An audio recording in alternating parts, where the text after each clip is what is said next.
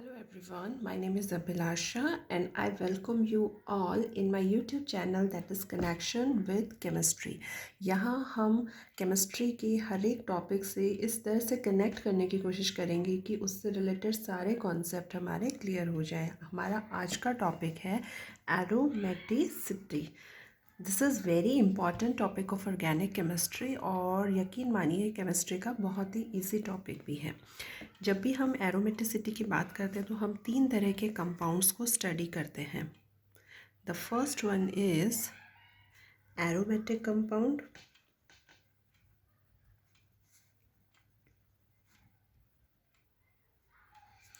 The second is anti aromatic compound,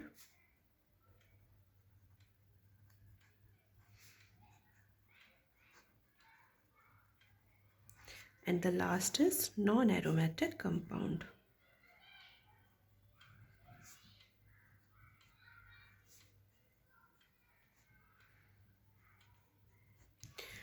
हम अपनी शुरुआत करते हैं एरोमेटिक कंपाउंड से।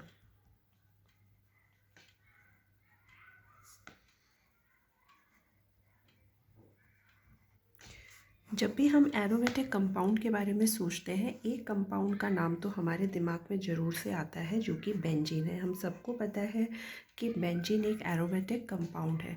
तो क्या बेंजीन के अलावा भी और बहुत सारे कंपाउंड हैं जो एरोमेटिक है या नहीं है, इसका कैसा पता करेंगे? इसका पता करने के लिए कुछ कंडीशंस हैं। Basically there are 4 conditions to define aromaticity. तो पहले हम कंडीशंस को डिस्कस करते हैं। जो पहली कंडीशंस हैं, जो पहली कंडीशन है वो है साइक्लिक स्ट्रक्चर।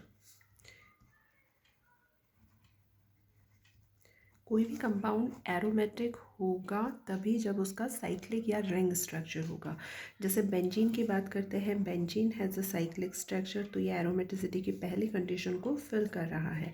लेकिन अगर बेंजीन के अलावा जैसे एन हेक्सेन की बात करते हैं या फिर कोई भी लीनियर या ब्रांच्ड ए साइक्लिक कंपाउंड की बात करते हैं तो वो तो एरोमेटिक होंगे ही नहीं, क्योंकि उनका साइक्लिक स्ट्रक्चर नहीं है। बेंजीन एरोमेटिक हो सकता है, right. The second condition is planar structure. Planar structure का मतलब होता है कि जो रिंग के एटम्स हैं they must be in a plane में होने चाहिए, एक प्लेन में होने चाहिए, यानी उनका 2D स्ट्रक्चर होना चाहिए। या बहुत ही कॉमन लैंग्वेज में हम बोल सकते हैं कि जो रिंग के एटम हैं वो sp2 हाइब्रिड होना चाहिए। जैसे बेंजीन के केस के अंदर, बेंजीन के अंदर कार्बन है, तो कार्बन का अगर हम देखेंगे स्ट्रक्चर तो इसका इलेक्ट्रॉनिक कॉन्फ़िगरेशन होता है 1s2 2s2 2p2। लेकिन एक्साइटेड स्टेट के अंदर इसमें 2s ऑर्बिटल के अंदर से एक इलेक्ट्रॉन निकल करके 2p ऑर्बिटल के अंदर चला जाता है, तो ये वाला स्ट्रक्चर होता है। ये एक 2s और दो 2p के ऑर्बिटल मिलकर के sp2 हाइब्रिड ऑर्बिटल बनाते हैं और एक इसमें होता है अनहाइब्रिडाइज्ड ऑर्बिटल, ठीक है। तो अगर हम sp2 हाइब्रिड की बात करेंगे तो इसकी शेप होती है ट्राइगोनल प्लेनर। अगर इसकी शेप देखें तो कुछ इस तरीके से होती है,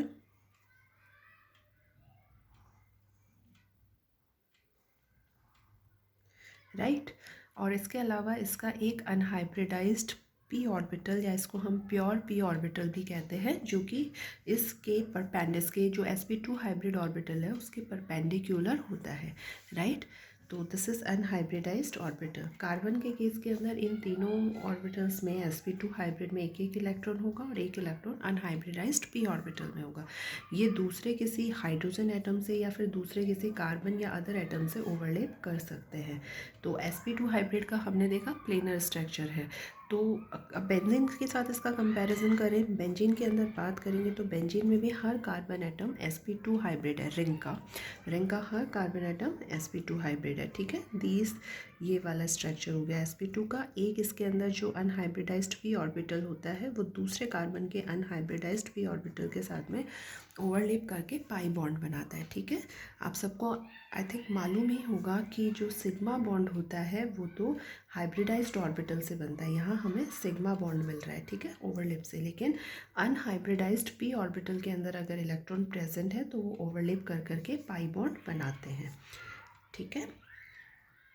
तो ये दो कंडीशंस तो इसकी पूरी हो गई है एरोमेटिसिटी की। Let's move towards the third condition. What does it से? थर्ड कंडीशन कहता है कि कंपाउंड जो है उसमें कंप्लीट कॉन्जुगेशन होना चाहिए, राइट। कॉन्जुगेशन का मतलब ये होता है कि जैसे अगर हम 3 एटम की बात करते हैं, एक्स, वाई और जेड एटम के, तो इस तरह का स्ट्रक्चर होना चाहिए, ठीक है। ऑल्टरनेट डबल और सिंगल बॉन्ड हो सकता है, पहली कंडीशन। दूसरी कंडीशन हम देख सकते हैं कि यहाँ पर कोई कैटायन प्रेजेंट हो। तीसरे हम देख सकते हैं यहाँ पर कोई एनायन प्रेजेंट हो।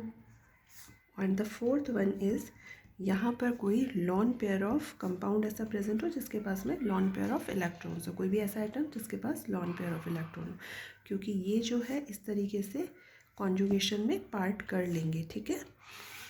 ये वाला बॉन्ड इधर आ जाएगा, इधर पॉजिटिव चार्ज आ जाएगा, ये वाला इधर, इस तरीके से। तो ये 4 कंडीशन पॉसिबल है। कॉन्जुगेशन से क्या होता है? कॉन्जुगेशन से जो बॉन्ड होते हैं वो डीलोकलाइज्ड होते हैं, ठीक है। तो ये डीलोकलाइज्ड होते हैं, राइट। तो बेंजीन की बात करते हैं, तो क्या बेंजीन में कंप्लीट कॉन्जुगेशन है? बेंजीन के अंदर हम देखेंगे एक पाई बॉन्ड है, उसके बाद में एक सिग्मा बॉन्ड आ गया, फिर एक पाई बॉन्ड आ गया, फिर sigma and then pi bond and then sigma. तो ऑल्टरनेट सिग्मा और पाई बॉन्ड है, it means it is completely conjugated structure. Benzene के 2 रेजोनेटिंग स्ट्रक्चर पॉसिबल है, एक तो ये हो गया, second one is this one, और इन दोनों का एक रेजोनेंस हाइब्रिड होगा ये वाला स्ट्रक्चर, ठीक है।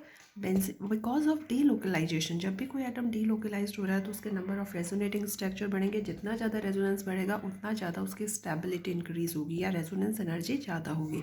बेंजीन के केस के अंदर रेजोनेंस एनर्जी निकल करके आती है 36 किलो कैलोरी पर मोल, ठीक है। तो ये 3 कंडीशंस तो बेंजीन भी फुलफिल कर रहा है। Let's move towards the fourth condition, that is Huckel's rule, HUCK, Huckel's rule, right.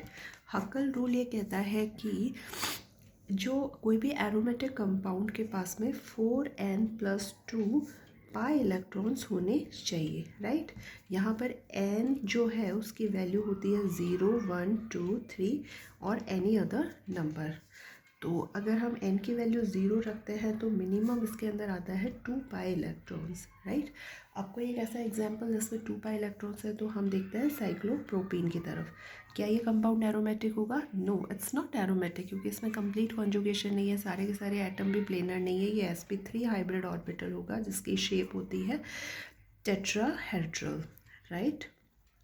तो ये भी एरोमेटिक नहीं होगा। लेकिन अगर इसके अंदर से हाइड्राइड आयन बाहर निकल जाता है तो विल गेट द साइक्लोप्रोपिनाइल कैटायन, ये एरोमेटिक होगा, ठीक है। ये भी sp2 हाइब्रिड, ये भी sp2 हाइब्रिड, ये भी sp2 हाइब्रिड, इजीली इसके अंदर रेजोनेंस होगा और इस तरह के रेजोनेटिंग स्ट्रक्चर हमें मिल जाएंगे, ठीक है, ये वाला, राइट।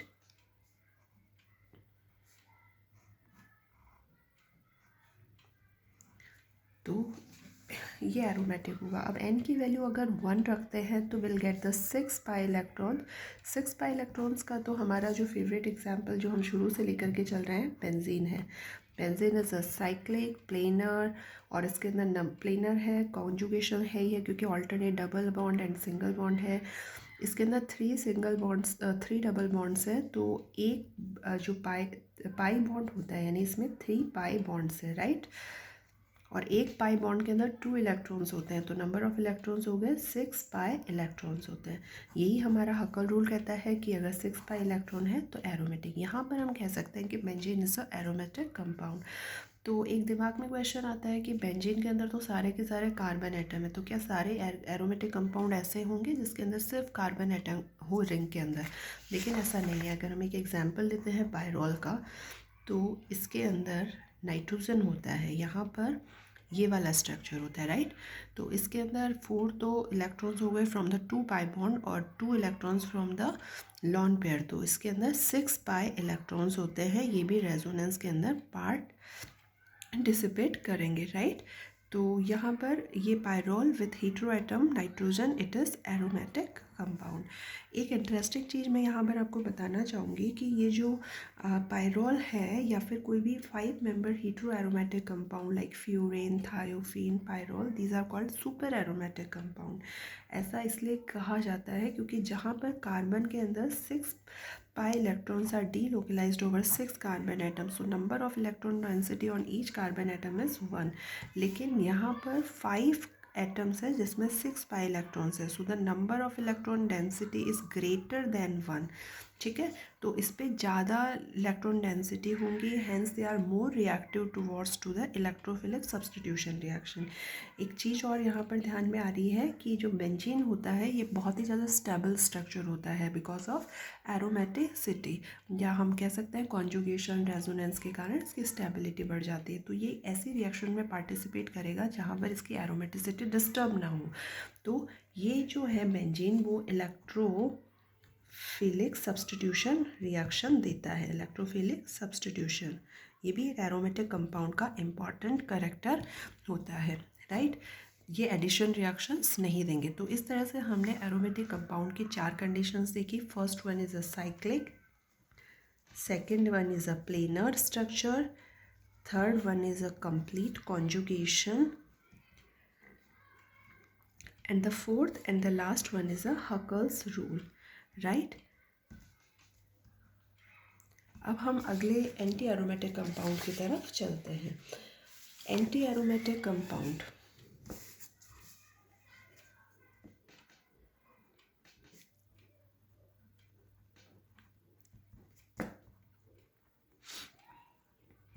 एंटी एरोमेटिक कंपाउंड जो है उसके लिए भी 4 कंडीशंस चाहिए होती है। पहली जो 3 कंडीशंस है वो तो एरोमेटिक कंपाउंड के समान ही होती है, लाइक इसके अंदर भी साइक्लिक स्ट्रक्चर होना चाहिए।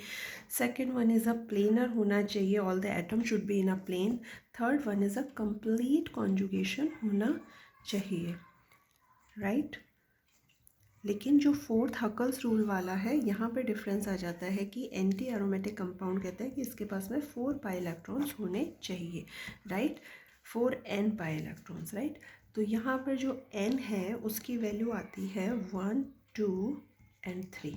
n इक्वल्स टू 0 मीन्स तो 0 पाई इलेक्ट्रॉन, उसका कोई मतलब नहीं रह जाता है। तो अगर हम n की वैल्यू 1 रखते हैं मिनिमम तो हमें मिलता है 4 पाई इलेक्ट्रॉन्स, ठीक है। और इसका एक एग्जांपल देखेंगे तो साइक्लोब्यूटाडाइईन,